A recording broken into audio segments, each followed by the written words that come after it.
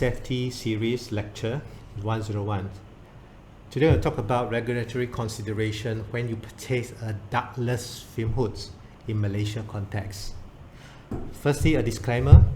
So this is not to substitute for legal advice, but the information provided here are accurate and up to date. So when you purchase a ductless fume hoods, you shouldn't consider that as just a laboratory furniture, because it is not. A ductless fume hood is a safety equipment and you need to comply to the law and regulation of Malaysia. Ductless fume hoods and ducted fume hoods are similar in functions. They are protecting the user from chemical exposure, but the design of these two systems are very much different. So the photo shows here are the real installations in the industry for ductless and also for ducted fume hoods.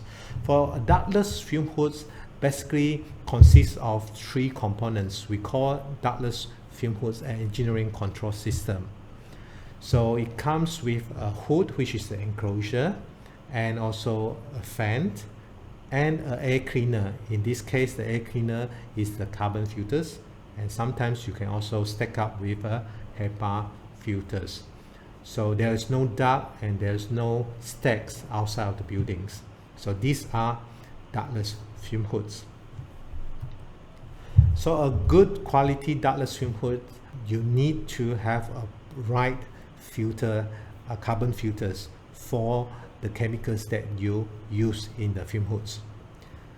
So a typical ductless fume hood will have special filters, can be filters for solvents, for solvent and acids, for chemical with strong smell like ammonia and formaldehyde, and there are also comes with HEPA filters for powders and particulates.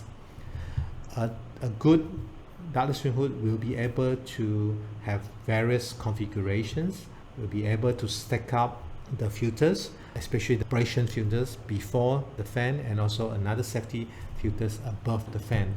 These are the examples. So when the first layer of the carbon filters, which is the operating filters, is saturated, the chemicals will not break through because you have another layer of carbon filters, which is the safety filters at the top. So you are always protected, even the first level is saturated. So during filter replacements, we will dispose the operating filters, and the safety filters will be removed and to replace the operating filters, and the new filters will serve as a safety filters. So a proper ductless fume hoods will be able to have active features where it gives you alarm, a visual and audio alarm to alert you, especially when the velocity has dropped, or the filter is saturated, or maybe the fan is not performed up to the specifications. The manufacturer of the ductless fume hood should also provide a free chemical assessment to the customers and information related to the type of filters that are suitable for the applications, the lifespan of the filters according to the amount of chemical that they use, and also the configurations, the sensors required for the ductless fume hoods. And lastly, the supplier of the ductless fume hood will be able to provide filter saturation tests, where they will use various methods to monitor the performance of their carbon filters. The typical method we use are PID meters or the reaction tubes, and also a built-in chemical sensors to provide alert to the user. So for ductless fume hoods, we also need to comply to laws and regulations. The first ministry that we need to comply is the Ministry of Human Resources under DOSH.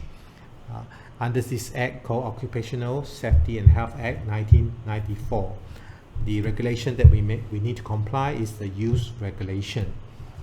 The use stands for Use and Standards of Exposure of Chemicals Hazardous to Health. Under this regulation, it stipulates that the employer has the responsibility to take care of their employees and to prevent them to expose to excessive chemicals, especially the chemicals that listed in Schedule 1 under these regulations. There are 3 competent persons under use regulation.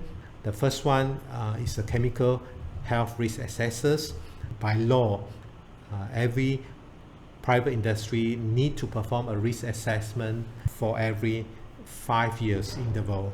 They need to engage chemical risk assessors to perform the test and prepare the reports.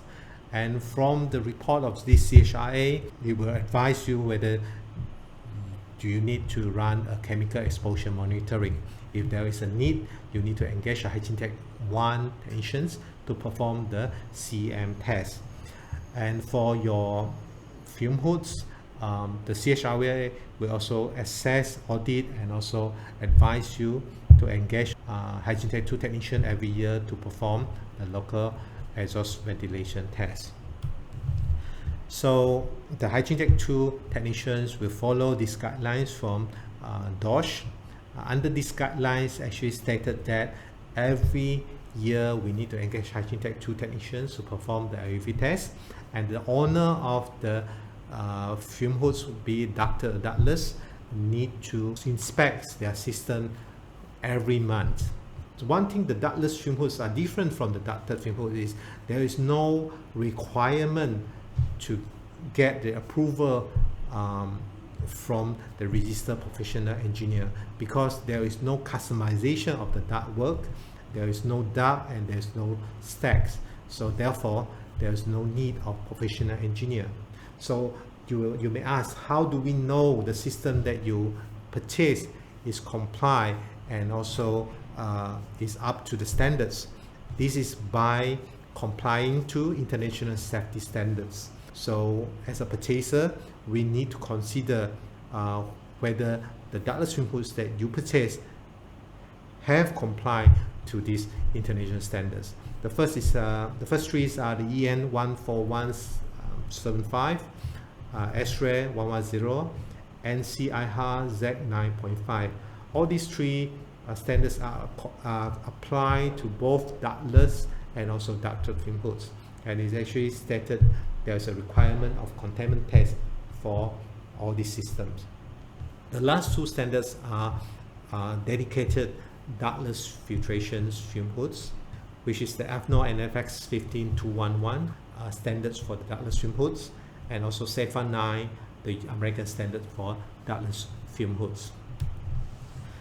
So when the Hygiene Tech 2 technicians perform the LUV test, he will also required to perform the FS velocity measurements at 0.5 meter per second or 100 feet per minute. Similarly, they need to collect data point for 16 to 25 points with each measurement point not exceeded 6 inches. For ductless fume hood, we also be able to comply to Malaysia standards MX 1042-7 and 2011, which stated that there's a requirement for FS velocity test and also SF6 containment test. Containment test is basically emissions of SF6 gas inside the enclosure with a rate of 4 liters per minute, and outside of the enclosure of fume hoods you have a dummy with a sensor as a nose level, so the amount of SF6 gas that you are allowed to detect is not more than 0.05 ppm in order to pass this containment test. So internationally there are 2 main standards for SF6 containment test, which is the American SRE 110-116 and also European EN 14175. So a proper ductless fume hood manufacturer will be able to comply to both containment tests. So these are the distributions of these containment tests worldwide. That is about the DOSH compliance. How about the DOE, the Ministry of Natural Resources and Environment? Under Environmental Quality Act 1974, So good news are ductless fume hood do not need to comply to Environmental Quality Clean Air Regulations 2014. Why you do not need to get written approval from state DOE?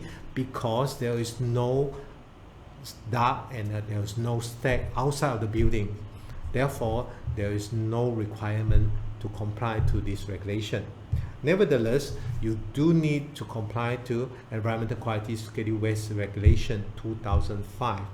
But buyers do not need to comply to this. The supplier of the ductless fume hoods are required to have an in-house SEPS1 competent persons, a certified environmental professional in schedule waste management, to perform and to handle those used filter and dispose them according to the schedule waste regulations. The schedule waste code here is SW410. The competent persons will need to follow these step-by-step protocols and also engage a licensed contractor and a transporter to dispose this used filter accordingly. So in summary, for a ductless fume hoods, you need to comply to DOSH Occupational Safety and Health Act 1997, Use Regulation 2000, to perform the LV test by head detect 2 technician, especially when the CHRA is recommended. There's a need for such compliance. About the DOE, there's no requirements to comply to clean air regulations, but the supplier of the ductless fume hood need to comply to Schedule Waste Regulation 2005, and they are able to handle on behalf of you the disposal of used filter and by a competent person to dispose it accordingly. Lastly, I'll talk about why people go for ductless fume hoods. There are few obvious benefits people go for ductless fume hoods. Number one, when the building has no way to provide makeup air into the lab to replace the exhausted air, the ductless fume hoods will not affect the air balance in the lab, so it's an ideal alternative for lab that unable to provide makeup air. Number two is when the laboratory has no structural access to install ductwork. There is no more ceiling space for ductwork. In that case, ductless fume hood will be the obvious options. Number three, when the lab lack funding for extra ductwork.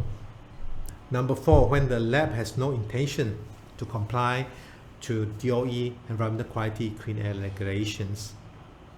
And number five, when the cost of building infrastructure to retrofit an existing laboratory with a new fume hood is prohibited and too expensive. In that case, ductless fume hood is the handy solutions. Number six, when the laboratory management wish to save energy and operation costs in long run, because ductless fume hood do not exhaust out the aircon air, so it conserve energy and save energy bill. Lastly, when the laboratory is going for sustainable, environmental friendly, and to be accredited for Green Building Index and certification, in that case, ductless fume hood is the obvious winner. In such a case, ductless fume hood will be the preferred solutions for fume hoods. Thank you for your attention. I hope this presentation provide you with sufficient information to help you to make a wise decision for your laboratory.